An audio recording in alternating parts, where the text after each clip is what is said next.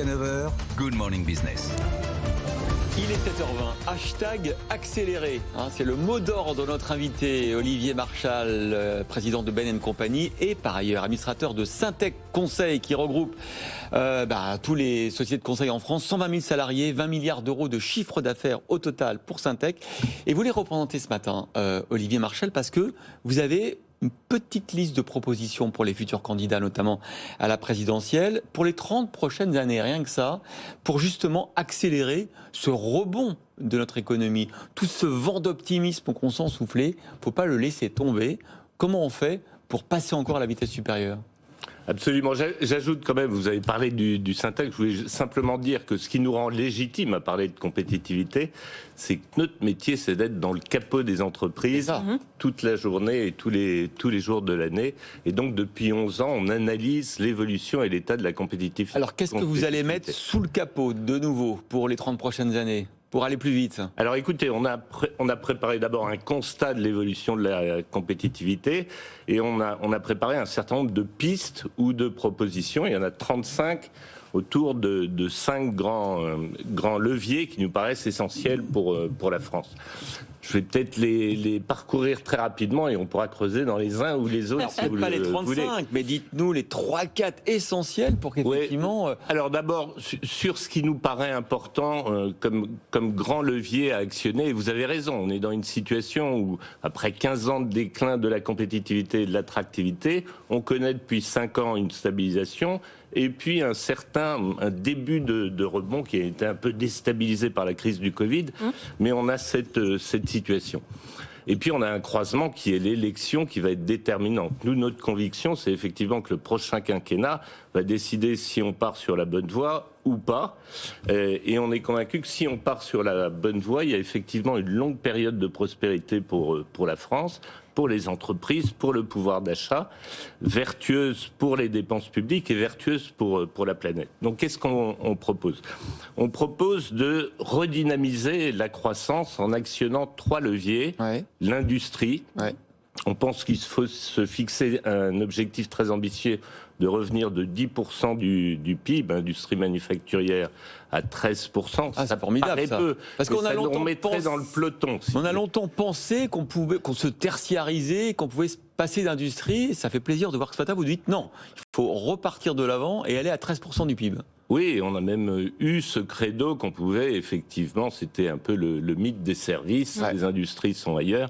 Bon, on s'est bien rendu compte, et notamment avec la crise qui a amplifié ce phénomène, qu'on avait besoin de résilience, d'une part, dans la santé, dans un certain nombre de secteurs, et deuxièmement, que le monde changeait vite, les technologies évoluaient, on devait investir dans les industries du futur. Pour ça, qu'est-ce qu'il faut ? Il faut baisser les impôts, il faut investir, il faut de l'investissement public à côté de l'investissement privé, c'est quoi les recettes ? Alors, il faut effectivement baisser les impôts. J'y reviendrai quand je parlerai, si on a le temps, de la dépense publique et des prélèvements obligatoires. Il faut et notamment les impôts de production. Qui ont déjà été baissés une première fois, c'est pas suffisant. 10 milliards. Ils ont été baissés de 10 milliards, mais ils pesaient 80 milliards. Si vous voulez, ils sont très bas chez nos concurrents les plus directs, notamment les Allemands. Donc, on propose 15 milliards de réduction supplémentaire. Donc l'industrie, on pense qu'il y a un vrai chemin vertueux. L'innovation aussi. Ouais. Alors deuxième, l'innovation. Pourquoi ? Tout simplement parce que on est un pays coûteux et donc c'est pas avec les industries de base, si je puis dire, qu'on pourra se développer. Donc il faut, il faut de la valeur ajoutée. Non, on fait les choses avec les plans hydrogène, électrique, tout ça va dans le bon sens. On commence, il faut aller plus loin, il faut aller plus vite et l'innovation, la R&D sont absolument essentielles. Vous savez qu'en France, on est toujours très loin des 3% d'investissement en R&D, de dépenses R&D qui étaient fixées par l'accord de Lisbonne. Ouais. On est à 2,2, l'Allemagne 3,1. Ah oui. Donc il faut aller vite, au-delà de 3, pour investir dans toutes ces nouvelles technologies qui vont faire la France de demain et le monde de demain. Alors, industrie, innovation, troisième et croissance responsable, et notamment transition énergétique, c'est un défi à la fois pour la planète, mais c'est également un défi pour les économies, et y compris l'économie française.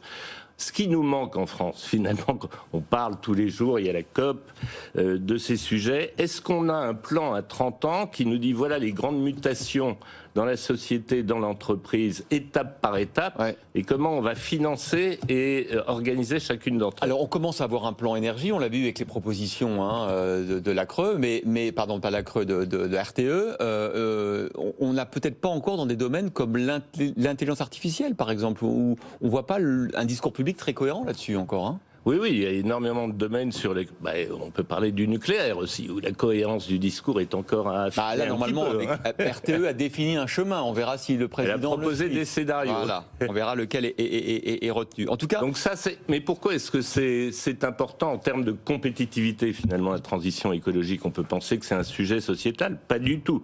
Notre conviction, c'est qu'à l'avenir, et on le voit déjà, les investissements vont se tourner vers les pays qui seront vertueux sur ce plan-là. Déjà, les investisseurs se tournent vers les entreprises vertueuses. Les fonds de pension, les fonds d'investissement privilégient ces sociétés et ces pays. Merci beaucoup. Il faut faire deux choses.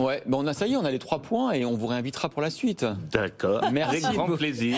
Merci Olivier Marchal, administrateur de Syntec Conseil, par ailleurs président de Ben & Compagnie pour la France, d'avoir été notre invité. Malheureusement, on est pris par le temps, puis surtout que la Chine se referme. Ça va vous intéresser.